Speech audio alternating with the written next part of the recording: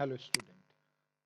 जैसा कि आप विदित हैं कि पिछले लेक्चर में हम लोगों ने इंस्ट्रक्शन सेट ऑफ 8085 स्टार्ट किया था और जिसमें हम लोगों ने लगभग डेटा इंस्ट्रक्शन सेट को कवर कर लिया था। आज उसी से रिलेटेड एक चीज़ है जो कि बहुत कॉमनली क्वेश्चन पेपर्स में होती है, एड्रेसिंग मोड्स ऑफ 8085। इसको कवर करेंगे और इसके बाद थोड़ा सा फ्लैग्स के बारे में बताएंगे, फिर हम अर्थमेटिकल इंस्ट्रक्शन सेट की तरफ आगे बढ़ेंगे। तो as it's name indicate, addressing modes of 8085 simply tells you in how many ways the data can be addressed. Data को हम कितने प्रकार से एड्रेस कर सकते हैं, ये एड्रेसिंग मोड्स के द्वारा बताया जाता है। इसमें ये 5 प्रकार के होते हैं। सबसे पहला एड्रेसिंग मोड है रजिस्टर टू रजिस्टर एड्रेसिंग। इस मोड में जो हमारा डेटा होता है वो किसी एक रजिस्टर में उपलब्ध होता है और उसी डेटा को हम किसी दूसरे रजिस्टर में ट्रांसफ़र या कॉपी करते हैं। इसके कॉमन एग्जांपल जैसे डेटा इंस्ट्रक्शन सेट से जुड़ा हुआ है, इसीलिए इसको हमने डेटा इंस्ट्रक्शन सेट के लास्ट में प्रारंभ किया है। इसमें है मूव RS, RD, मतलब सोर्स रजिस्टर के कंटेंट को डेस्टिनेशन रजिस्टर में कॉपी करना है। नेक्स्ट कैटेगरी है आपकी इमीडिएट एड्रेसिंग।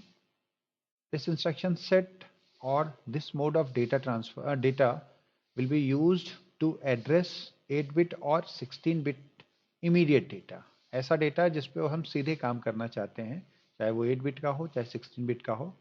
और इसके एग्जाम्पल हैं MBI-R 8 बिट डेटा, अगर हम 8 बिट डेटा पर काम करना चाहते हैं, और अगर 16 बिट डेटा पर काम करना चाहते हैं तो LXI register pair 16 bit data.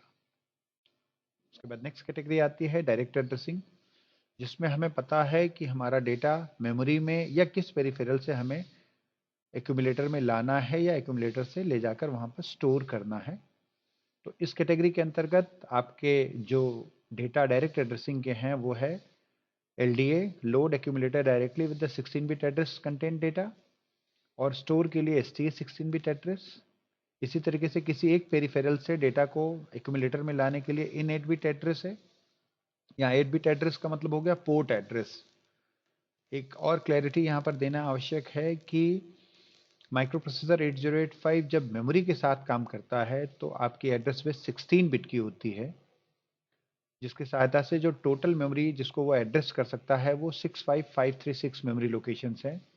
लेकिन वही 8085 जब पेरिफेरल चिप्स के साथ काम करना चाहता है तो उस दशा में एड्रेस बस हमारी 8 बिट की रह जाती है, जिसका मतलब है कि वो 256 इनपुट डिवाइसेस और 256 ही आउटपुट डिवाइसेस के साथ काम कर सकता है। तो 256 इनपुट डिवाइसेस के लिए एड्रेस बहुत है।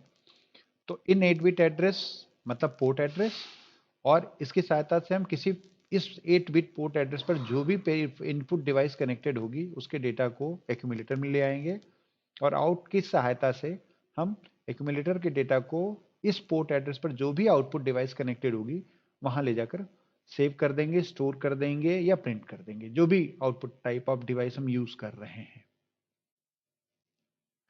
के बाद फोर्थ कैटेगरी है इनडायरेक्ट एड्रेसिंग, जिसमें हमें डेटा जो अवेलेबल है वो कहाँ पर रखा है उसका पता सीधे नहीं मालूम है, वो हम किसी रजिस्टर पेयर में स्टोर डेटा के माध्यम से पता कर सकते हैं।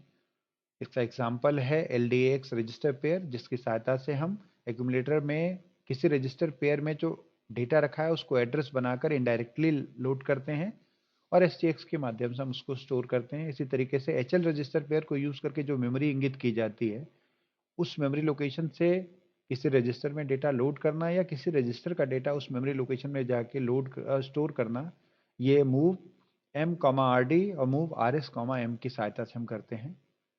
अंतिम कैटेगरी है इम्प्लिसिट एड्रेसिंग।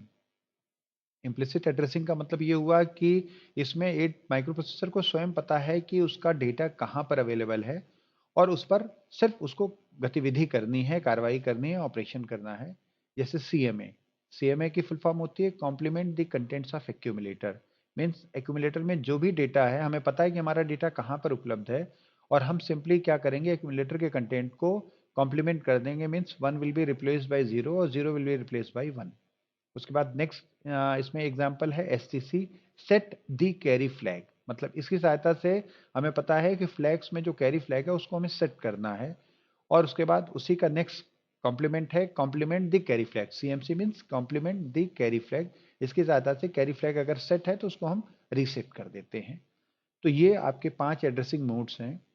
इनको डेटा इंस्ट्रक्शन सेट के बाद जानबूझकर कवर किया गया है, क्योंकि ये डेटा को एड्रेस करने की एबिलिटीज के बारे में बताते हैं, कितने प्रकार से हम एड्रेस कर सकते हैं।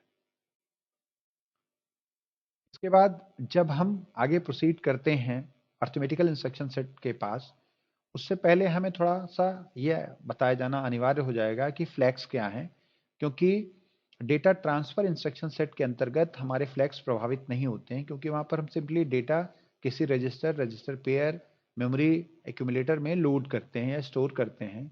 जबकि अर्थमेटिकल और लॉजिकल इंस्ट्रक्शन सेट के अंतर्गत हमारे फ्लैग्स प्रभावित होना शुरू होते हैं, क्योंकि अब हम अर्थमेटिकल या लॉजिकल ऑपरेशंस कर रहे हैं। तो जैसा फ्लैग्स के बारे में चूंकि आप पहले पढ़ चुके हैं, यहाँ थोड़ा सा ब्रीफ इंट्रोडक्शन देना अनिवार्य है कि 8085 में 5 फ्लैग्स होते हैं जो किसी भी अर्थमेटिकल या लॉजिकल ऑपरेशन के अकॉर्डिंग सेट या रीसेट हो सकते हैं। इस फ्लैग की डेफिनेशन में एक जो सबसे महत्वपूर्ण चीज है वो ये है कि these flags not only makes the microprocessor intelligent but also provides a capability of changing the sequence of program execution। मतलब अगर कोई फ्लैग सेट होता है तो आप प्रोग्राम सीक्वेंस को चेंज भी कर सकते हैं, और उसको जब प्रयुक्त करके जब हम ब्रांचिंग इंस्ट्रक्शन सेट पढ़ेंगे तब हमें पता चलेगा कि फ्लैग्स का अफेक्शन हमें कितना ड्रास्टिक चेंज लेकर आता है प्रोग्रामिंग स्किल के लिए। 8085 में जैसा अभी बताया गया 5 फ्लैग्स होते हैं। पहला है साइन फ्लैग। इसकी डेफिनेशन इस तरीके से अगर हम कहें कि किसी भी अर्थमेटिकल या लॉजिकल ऑपरेशन के बाद यदि एक्यूमुलेटर का कंटेंट नेगेटिव होता है या नेगेटिव नंबर होता है तो साइन फ्लैग सेट होगा, और अगर पॉजिटिव होता है तो साइन फ्लैग रीसेट होगा। उसके बाद आता है नेक्स्ट जीरो फ्लैग। किसी भी अर्थमेटिकल या लॉजिकल ऑपरेशन के बाद यदि पूरे एक्यूमुलेटर का कंटेंट जीरो हो जाता है तो जीरो फ्लैग सेट होगा, अन्यथा वो रीसेट रहेगा। उसके बाद एक ऑक्सिलरी कैरी फ्लैग है जिसका माइक्रोप्रोसेसर स्वयं प्रयोग करता है और ये प्रोग्रामर को उपलब्ध नहीं होता है। किसी भी अर्थमेटिकल या लॉजिकल ऑपरेशन में जब एक्यूमुलेटर की D3 बिट से D4 बिट के लिए कैरी जनरेट होता है तब यह ऑक्सिलरी कैरी फ्लैग सेट होता है, अन्यथा ये रीसेट रहता है, और इसका प्रयोग माइक्रोप्रोसेसर BCD ऑपरेशंस करने के दौरान यूज करता है। ये फ्लैग प्रोग्रामर को उपलब्ध नहीं है। अगला नंबर आता है पैरिटी फ्लैग का, जो ये बताता है कि किसी भी अर्थमेटिकल या लॉजिकल ऑपरेशन के बाद यदि एक्यूमुलेटर के कंटेंट में नंबर ऑफ वंस इवन होंगे तो पैरिटी फ्लैग सेट होगा, अन्यथा रीसेट होगा। और लास्ट में आता है आपका कैरी फ्लैग, जो इस बात का को इंगित करता है कि किसी भी अर्थमेटिकल या लॉजिकल ऑपरेशन के बाद यदि एक्यूमुलेटर की D7th बिट पर कोई कैरी जनरेट होता है तो ये सेट हो जाएगा, अन्यथा ये रीसेट हो जाएगा।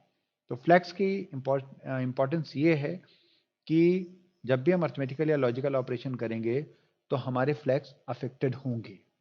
तो अभी के लिए बस इतना, फिर नेक्स्ट सेट में हम अर्थमेटिकल इंस्ट्रक्शन सेट को प्रारंभ करेंगे। Thank you.